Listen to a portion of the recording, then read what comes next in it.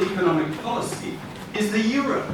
And it's been a disaster, particularly for the young people of Europe. Not in this country, we've stepped up it, but because there's 25% unemployment among young people in France, 40% in Italy, over 50% in Greece. But millions of young people have lost their jobs, but no commissioner has seen a removal ban to take them away. I prefer to remain a democracy cooperating with our partners in Europe. Like you, I've been international. I did an apprenticeship at a French laboratory. My first job was in Holland and Belgium. I've been chairman of a German company in Berlin. I've got a house in France. I speak French. I'm learning Russian. I suppose that doesn't count. So I love Europe, but I distinguish between Europe and the European Union. And you can love Europe. You can want to be friends with all the countries of Europe, but you still love your own country and the democratic ways we've evolved over centuries here and want to enhance and strengthen them. And that's what I want to do, and that's, I think, what the referendum's about. We can have democracy, and if we have democracy, prosperity will come into train.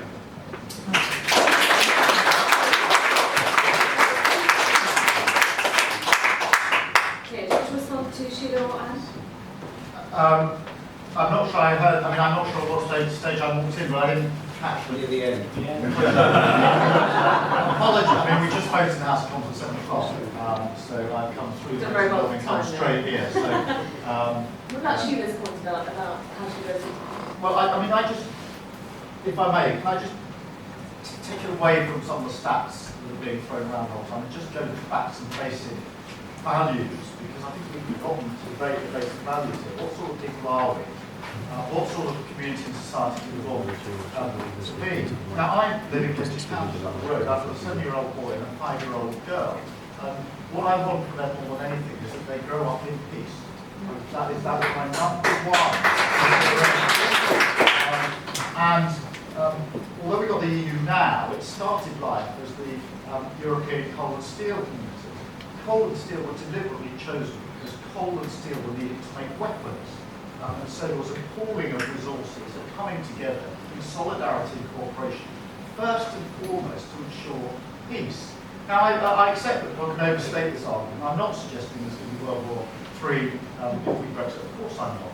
But it is remarkable that in the 70 or so years since the steel and coal community was set up, no country within the group of countries that has now become the EU has ever gone to war with any other country within that group. Now that matters to me as a father. That really, really matters. And contrast the previous 7 years with World War I and World War II, with the millions that were killed there. And if anybody thinks this is all fanciful, no nations will ever go into conflict again. I represented Croatia at the World Court between being Director of Public Prosecutions and becoming an MP. And I represented the people of Croatia in relation to the aftermath of the pulling of the string on a group of countries. Now, I'm not suggesting that the way those countries were held together was a good thing, and detail was a good thing, but it's an indication of what can happen when you pull the thread, because it descended into near genocide. And if anybody wants to look at the transcripts of some of the people from Croatia who gave evidence to that is what can happen when states don't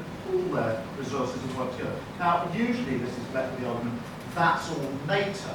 That's not entirely true. It is the European Union and that cooperation that has made a difference. But even if it's NATO, let's just unpick that.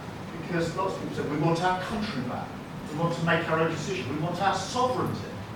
Well, on the most important decision a country can make, the decision whether to go to war, we have pulled our sovereignty.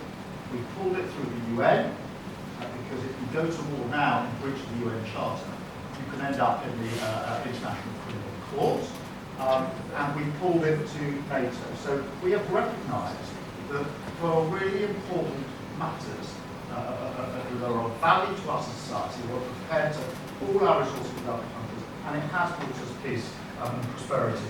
And the other thing, of course, is that although the European Union started as very much a market-led organisation, it has had a wing and a flank that's dealt with social rights and employment rights.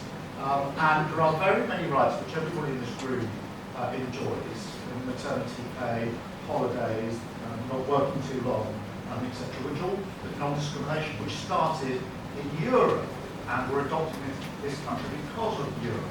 Now, it's true to say that they are now in our laws. I accept that. It's true to say that a future government wouldn't necessarily get rid of them, but at the moment they're ring-fenced, these rights that anybody in this room who's working, these are your rights. They're ring-fenced. They cannot be taken away. You cannot be forced to work more than a set number of hours. You must be paid holiday pay.